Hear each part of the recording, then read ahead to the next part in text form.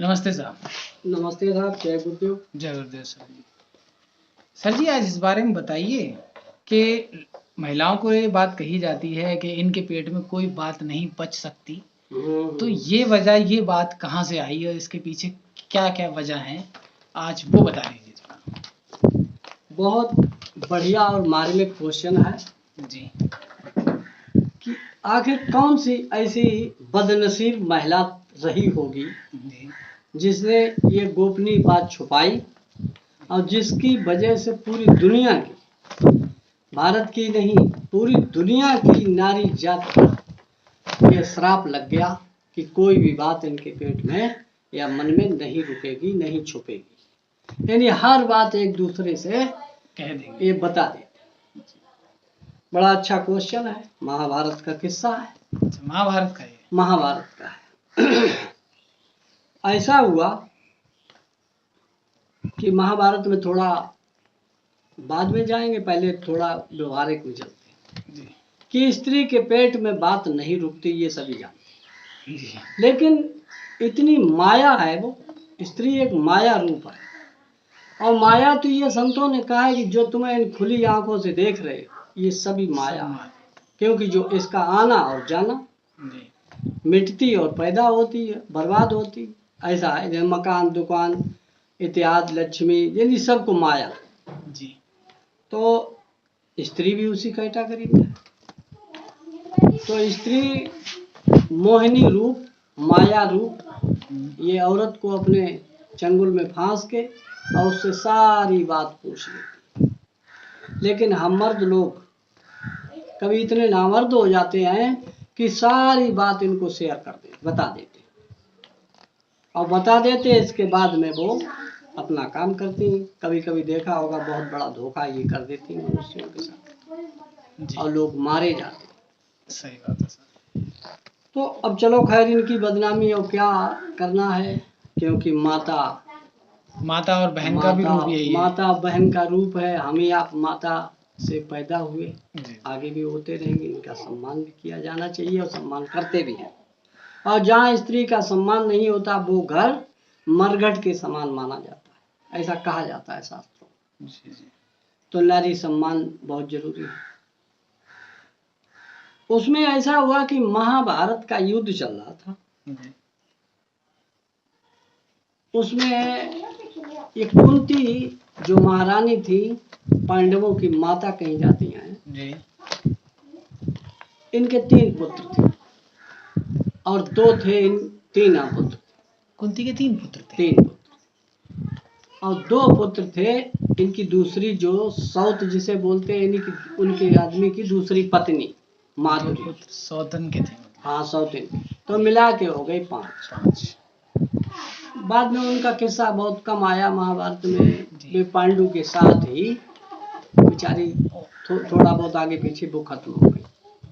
पर नकुल और सहदेव वो उन्हें अपनी माँ का सुख कम मिल पाया होगा, लेकिन कुंती को ही माता उन्होंने माना और कुंती ने भी माना कि ये हमारे पुत्र हैं। और पूरा स्नेह रखा लास्ट तक। महाभारत का युद्ध हुआ।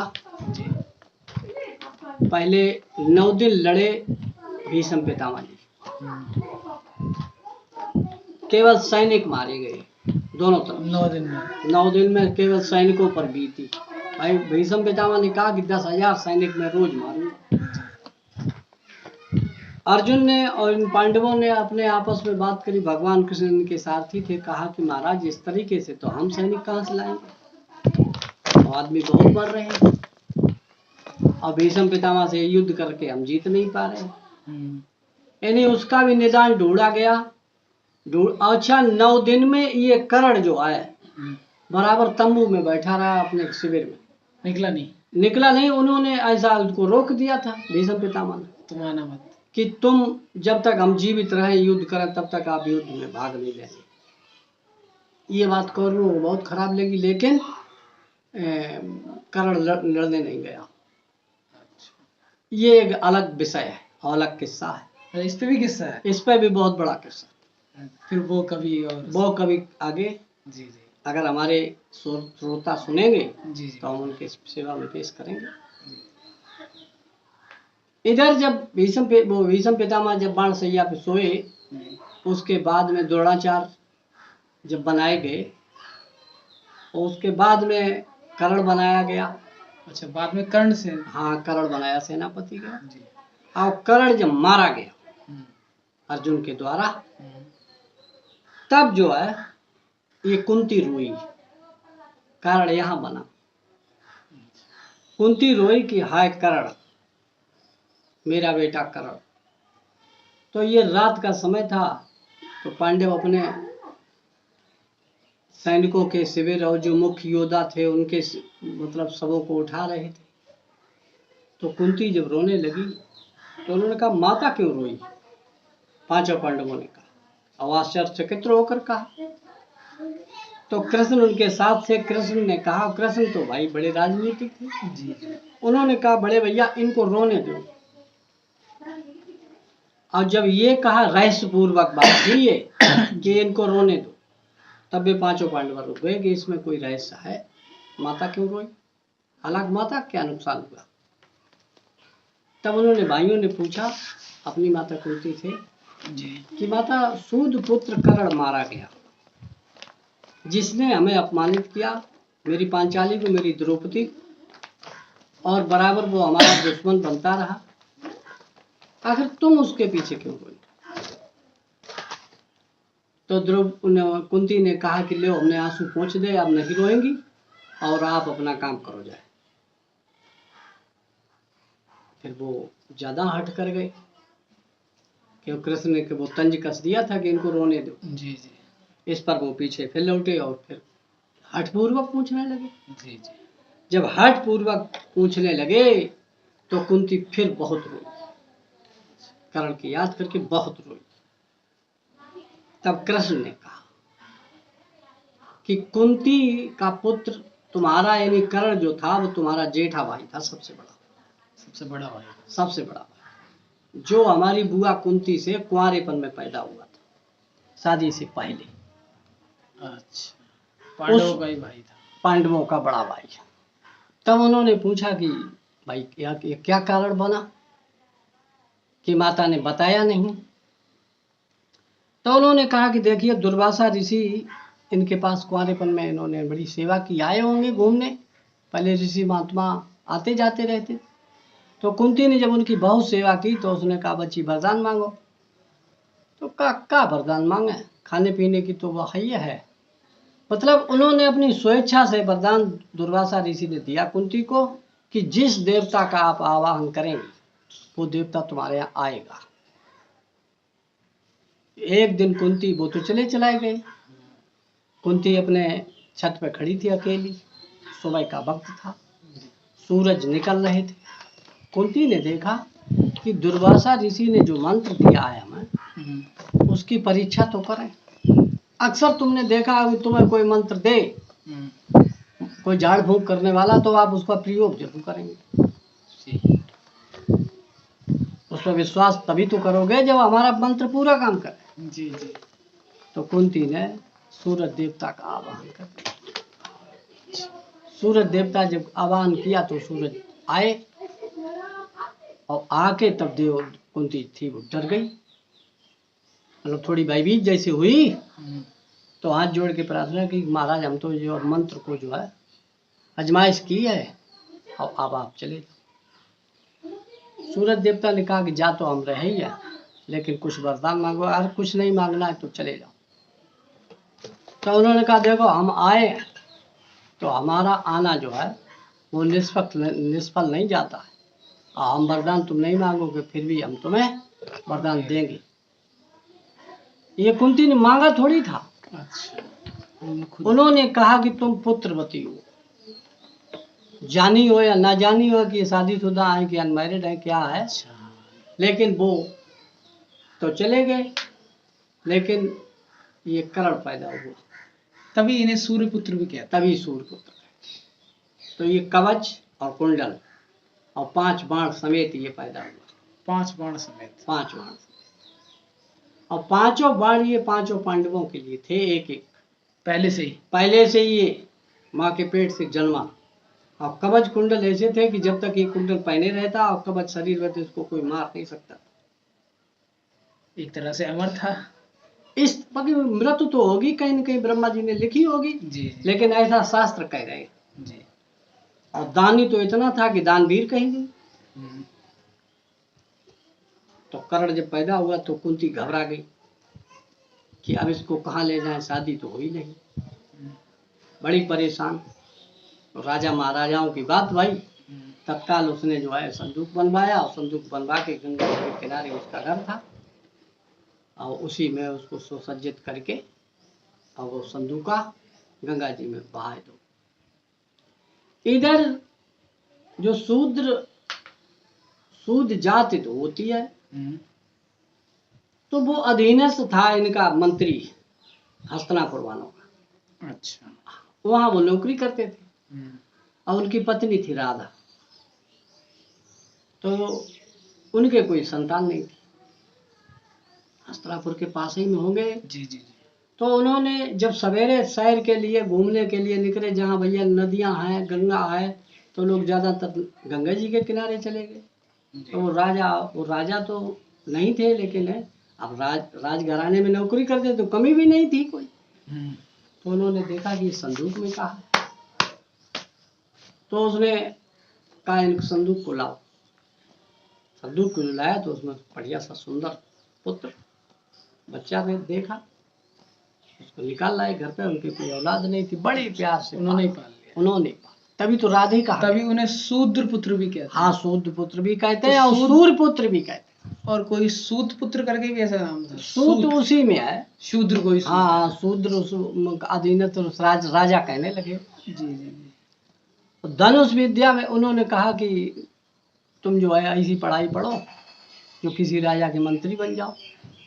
जब सियाना हुआ तो कर्ण ने कहा ये हमें कुछ नहीं करना, कहा हाथी चलाना सीखोगे? अरे हमें हाथी नहीं हाँकना। तो अब शूद्र पुत्र थे, उस जमाने में ऐसी रीत थी कि शूद्रों को कोई महात्मा या ऋषि ये शिक्षा ही नहीं देते थे। अच्छा। तो ये परशुराम के पास छत्री बन के गया शिक्षा लेने।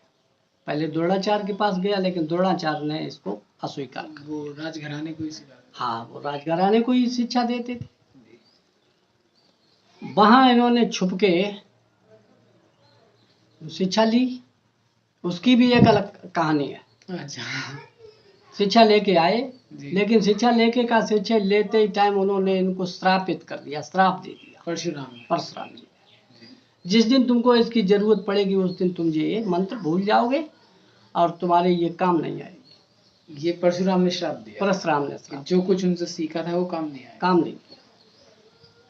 बहरहाल ये जब राजा लोगों को, जब राजकुमार वहां पहुंचे अपने घर में, तो उन्होंने कहा भाई राजा हैं सब लोग। तो उन्होंने कहा कि राजकुमारों की 100 वो थे और 5 ये थे, 105 इनकी रुचि है प्रतियोगिता। तो अर्जुन को सर्वश्रेष्ठ धनुर्धर होने का वचन भी दिया, उन्हीं की घोषणा होने वाली थी। और तब तक कर्ण पहुंच गया। अच्छा, सभा में प्रतियोगिता में जा। हाँ, और प्रतियोगिता में गया, अपना धनुष बाण टांगे और पहुंच गया। जैसे ही उन्होंने ये कहा कि ये सर्वश्रेष्ठ धनुर्धर, तो उन्होंने कहा कि नहीं। कर्ण ने कहा कि इनको सर्वश्रेष्ठ धनुर्धर क्यों मानते हो? या तो ये तुम्हारा धनुर्धर हमसे लड़ाई करके जीत ले, और या फिर हमको मानो। अच्छा। हाँ, उसने कहा या हमको मानो, सीधी कही। तो कृपाचार्य ने कहा, जो उनके मंत्री थे, कुलगुरु पांडवों के और कौरवों के, तो उन्होंने कहा कि भाई इनका परिचय तुझे है कि ये पांडु के पुत्र हैं और क्षत्रिय राजा हैं, और तुम अपना परिचय दो। तो शूद्र पुत्र था, राजा तो था नहीं जी। नीचे मुड़ कर गया। दुर्योधन ने ये बात सोची कि अर्जुन का मुकाबला करने के लिए ये हमारे लिए पर्याप्त है। तो ये मोहरा बनाया दुर्योधन ने। तो दुर्योधन ने तुरंत उसके कौरी भर दी कि मित्र कर्ण, कौन कह रहा राजा ने? ये अंग देश का, मैं उनका बाप राजा था। अच्छा। धृतराष्ट्र, मैं इनको अंग देश का राजा बना दूं। तुरंत वो काम बंद हो गया, इनका राज तिलक कर दिया गया। वहीं पे दुर्योधन ने वहीं कर दिया सवाई में। और उसी दिन से दुश्मनी बढ़ गई। लेकिन उस समय कुंती अगर बैठी थी और गंधारी वो भी देख रहे थे। उस समय जब सूत पुत्र इनके छोटे भाई और भीम और अर्जुन और जो इत्यादि कह रहे थे, धर्मराज तो खैर ऐसे शब्द कम बोलते ही नहीं थे, लेकिन उनके सामने अगर कहे थे हमारा जेठा पुत्र है, तो शायद है कि महाभारत नहीं होता।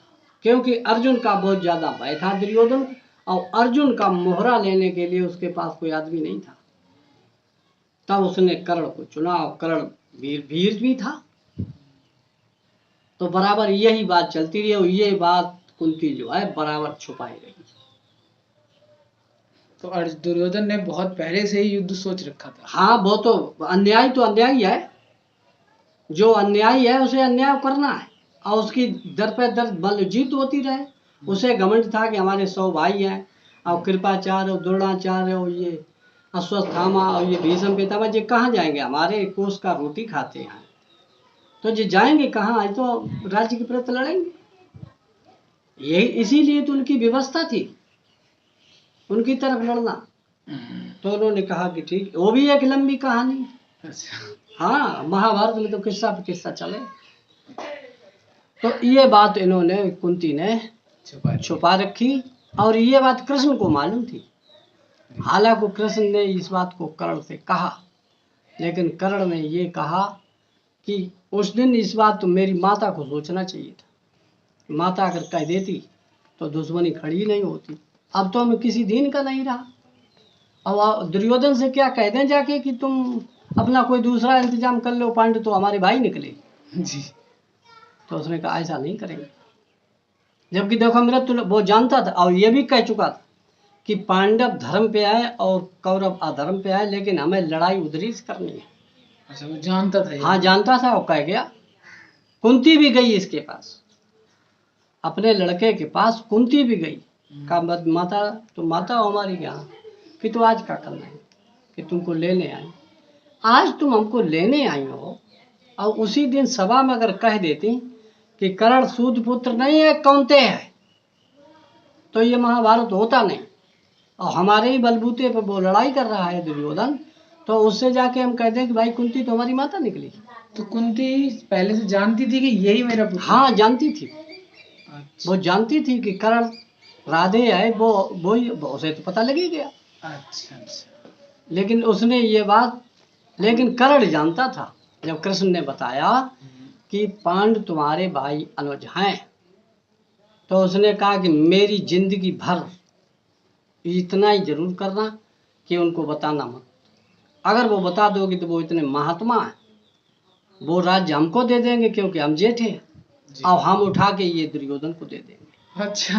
हाँ, ये बात पक्की थी। ये भी था। और ये जो है कर्ण कह गया था, ये बड़ा अनर्थ होगा उनके साथ, क्या संसार के साथ, क्योंकि ये अधर्मी है।